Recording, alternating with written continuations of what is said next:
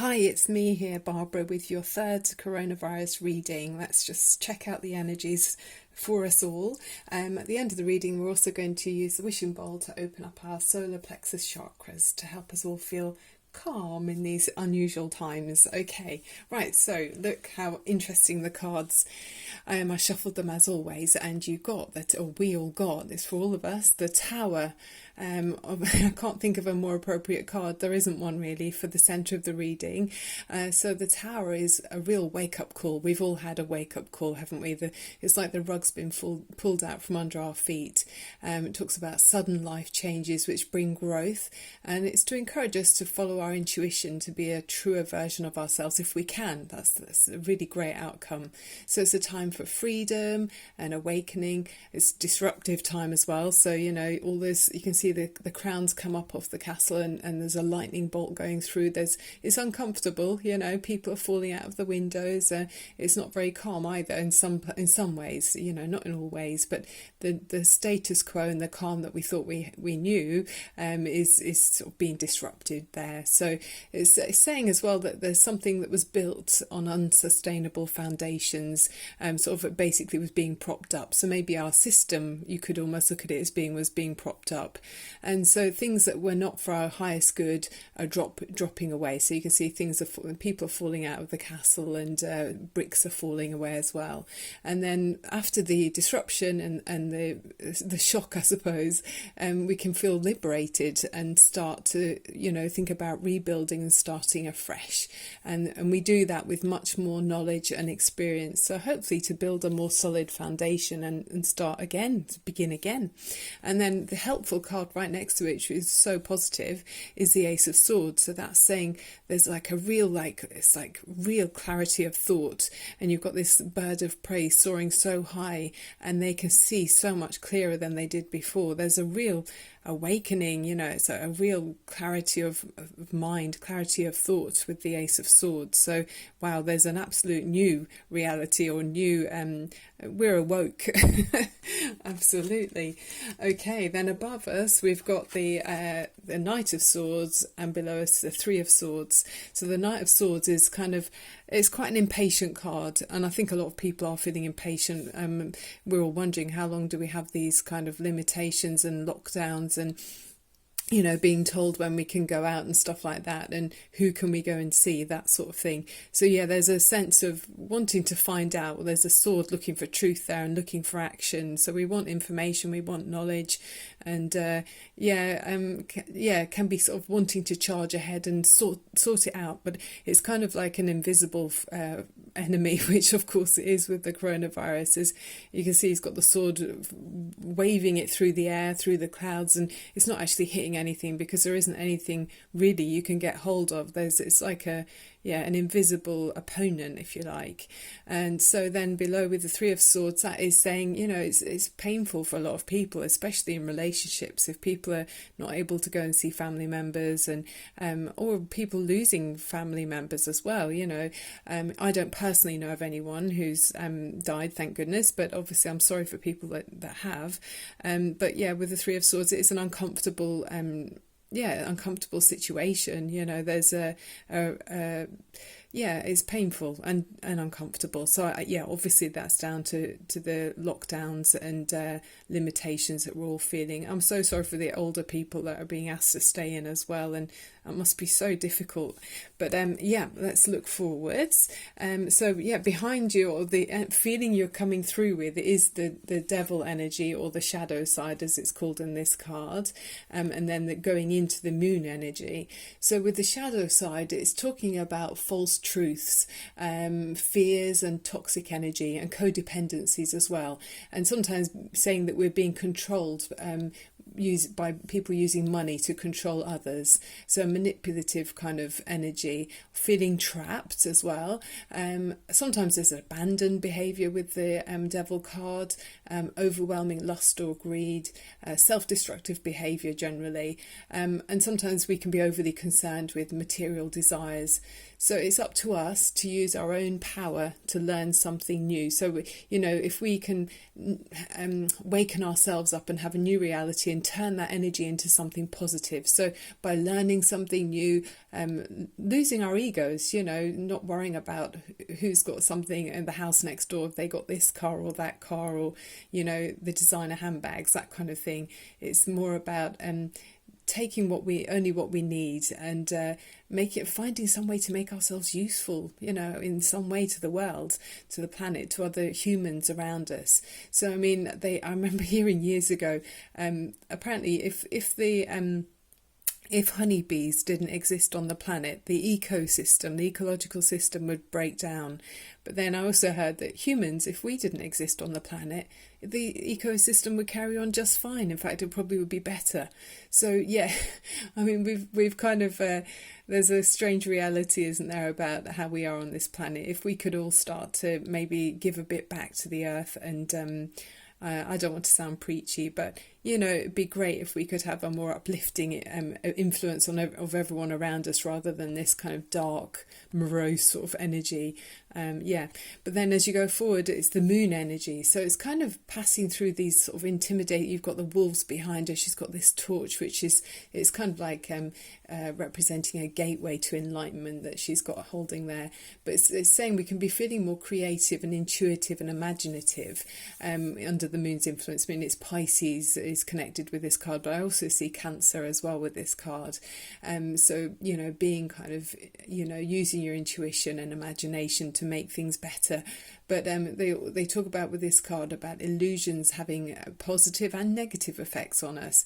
So sometimes our fears are blown out of proportion. So if we look at the news all day, the things we're being fed on, on the news, it's so grim and depressing. I don't watch it. I listen to the updates and stuff maybe on the radio, and but if you glue yourself to that kind of, if you think of that as a reality, it's going to be obviously blowing fears out of proportion, and it will feel quite a frightening experience, I would imagine.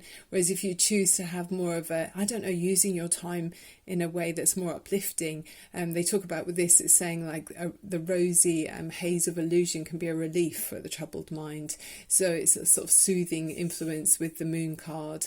So it's saying if we listen to our inner voice and are true to ourselves, we can imagine our own dreams and manifest them into reality. So it's how you choose to spend your time. And they say with this as well about the veil being lifted. So maybe the reality we thought we had as our global existence is not really as we thought. They talk about the veil being pulling away a little bit or dropping away. So there's a different sense of what might be our reality, and that certainly is. It feels like that to me anyway. We thought something was so stable, and it wasn't really. So then we're positioned, this is our card, this is us, so we're all wanting to come together and have reunions with people. We want to see friends and family that we've been missing, and there is a sense of community as well. There's lots of smaller communities have come out through this lockdown, and people have said how their hearts have been warmed by people, small communities maybe stepping out on their balconies or in their gardens to sing happy birthday to somebody, and even blowing up balloons and getting balloons for someone who's not in their household, but it's just to show a show of support and humanity and warmth to people they don't even know that well, and things like that. So throughout this COVID-19, it's a sort of surprising and uplifting energy with how humans can be. We're seeing ourselves as not being just what we watch on a TV show. We can actually be the people in our own lives. We can be those great characters that we sort of often have been sort of sedately watching carry out their own lives. We're actually making that our own reality and becoming the heroes of our own lives. So it's so positive. There's just so much colour here, and warmth and love and joy. So people are managing to show they care about each other, and it's maybe making people be the heroes of their own lives and step up to the mark and realize they're needed. Other people need you. So it's such a great benefit from the whole situation. And then the environment around us is a justice card. So around us, it's saying that with the justice, it's the balance of forces known as cause and effect. And the scales of justice, you can see she's got them there, it must come into balance. And when they do, we reap the harvest of what we've sown. Specifically, we're held to account for the motives that inspire our actions. So some people might be suffering more than others, you know. And the earthly justice is administered by man, and his laws may be quite different to those given out by higher powers. So it's all about karma, really. You know, what we give out comes back to us. So it's saying enjoy the good fortune, you know, and if it's vice versa, we'll learn and start afresh. So it's sort of the end of one thing and then the beginning of another. But yeah, it's cutting away things that don't serve us. She's got that sword again. There's a few swords in this, you know. It can be painful, but also enlightening and giving clarity.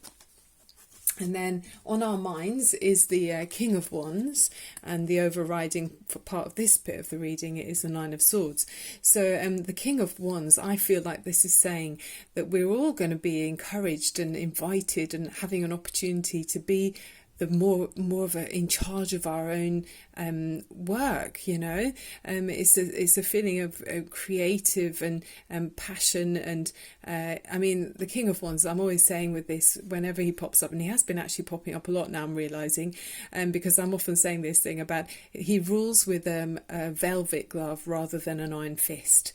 And I think, you know, if we can have a bit more I don't know, it's sort of being more in control of the way we run our lives. So instead of feeling like we're rigid in a routine, he's much more creative and sort of spiritually like driven, and he's got this wand in his hand, which is quite a magical energy. So I feel like there's growth and expansion, and it's not rigid with this King of Wands. It's much more it's much more exciting as well with him.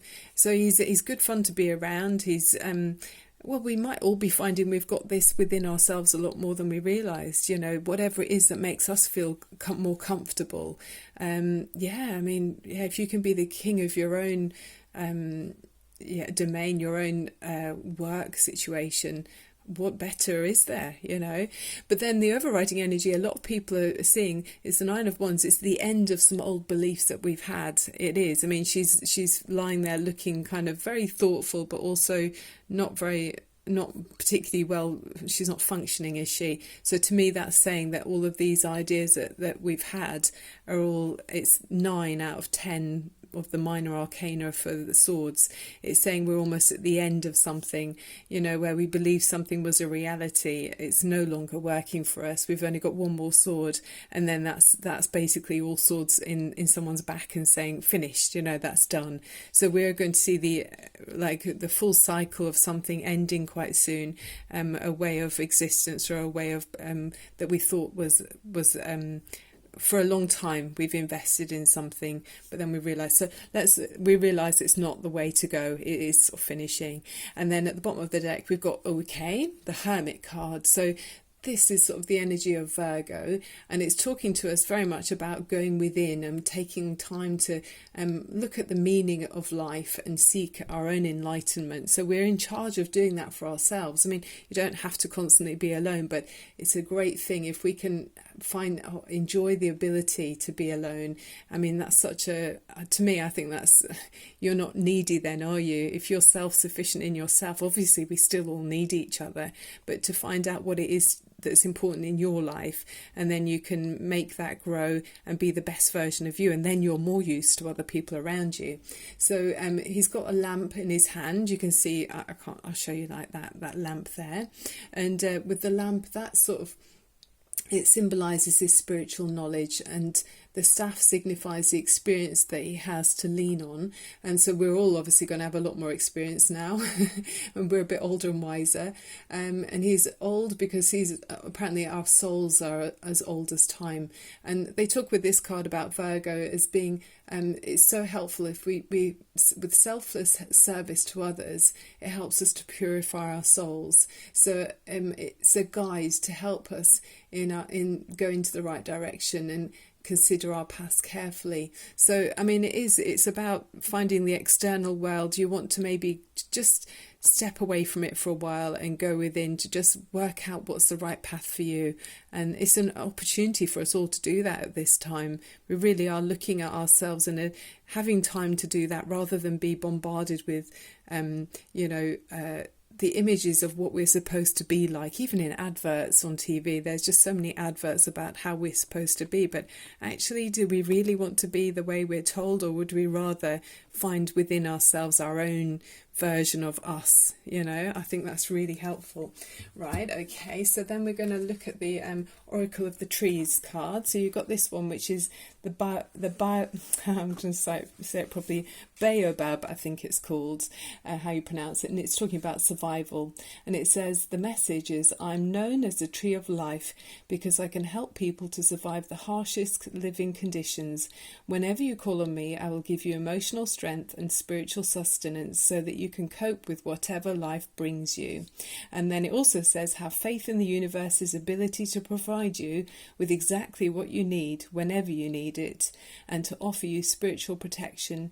Use your resources and talents to get the most out of every day. So very much like the Hermit card, going within, finding what it is that you're, what is it that makes you feel good.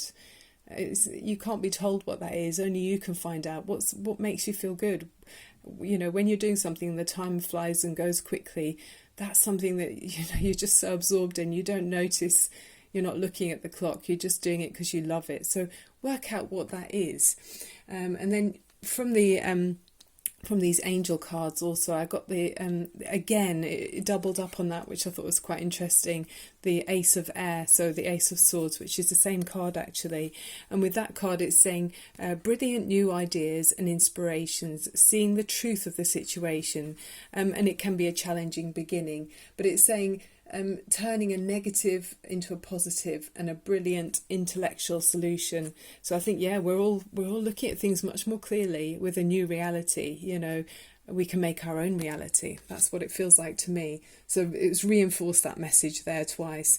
And then from the rune stones, we got the cacti, which is talking about it symbolises warmth and endurance, and it's a symbol of Makmel love, and it can endure and thrive in the harshest conditions, just like a mother's unconditional love. So I feel like that's saying planet Earth, she's going to be able to cope with, well, she's probably loving this, this kind of break from the toxic, cars and everything, a break. Apparently all the rivers, so many rivers, and are seeing a resurgence in wildlife coming back in. Now the boats are not going in and out as much, and the people are just not there. So wildlife is coming back, So I feel like the Mother Earth is taking this time and feeling feeling good. And then we got the water, a body of water picture image there, and that can talk about detoxing as well, so toxins and things like that. So again, that just feels like Mother Earth is having this time to replenish. And what it says for the images, it says a lake. This symbol signifies the presence of a body of water, and it's talking about dehydration and spiritual cleansing. So I think we're all maybe having a cleansing from maybe a toxic existence that we've all had, and maybe this is a chance for us to replenish and re-cleanse ourselves, so that's lovely. Right, let's open up the chakra now. So we're going to do the solar plexus chakra. So if you can sit comfortably with your shoulders back and your spine straight, and take a deep breath in through your nose and exhale through your mouth. And again, inhale through your nose and exhale. And so for the solar plexus chakra, the colour is yellow, and it's placed on our upper abdomen in our stomach area, and it's helping us with our confidence, our self-worth and our self-esteem, and just generally helping with the energies of our drive and our personal power. Okay, so let's go for this. This is for all of us. Okay. Enjoy.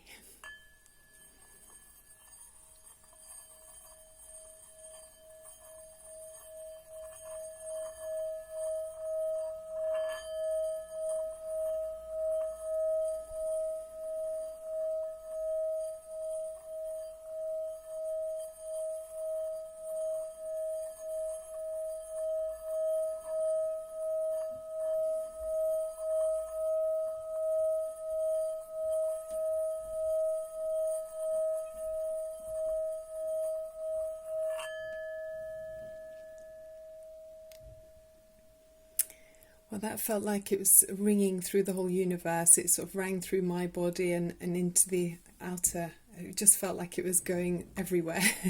So I hope that felt so pure and cleansing to you as well. Okay, so lovely to have you join me. I really enjoyed doing this reading for you. I hope it's helpful for you as well. Please click on subscribe if you liked it. It's free, and comment. I welcome any comments, and I'll send you loads of love and light. Keep your vibrations raised. The ripples go out to everyone, and we all get through this together. We're all one, really. We're so connected, so much more than we realise. Okay, love and light to you. Thank you again, and see you very soon. Bye-bye.